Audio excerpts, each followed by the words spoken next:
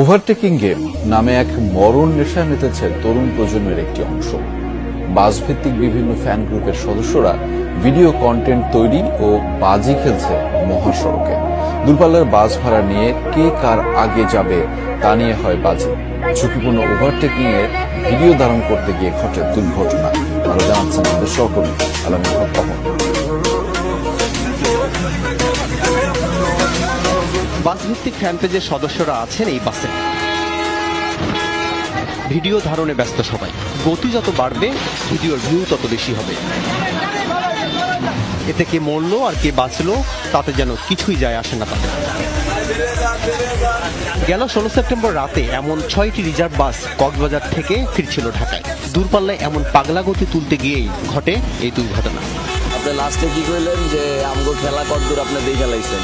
আপনাকে আমাকে 180 হইলে ভাই শুনেন, আপনার ওই গাড়ির ভাও থাকতো না। আপনার গাড়ি একদিন না একদিন তো পাবো ভাই, ওই দিন ভিডিওটা করে আপনারে আমি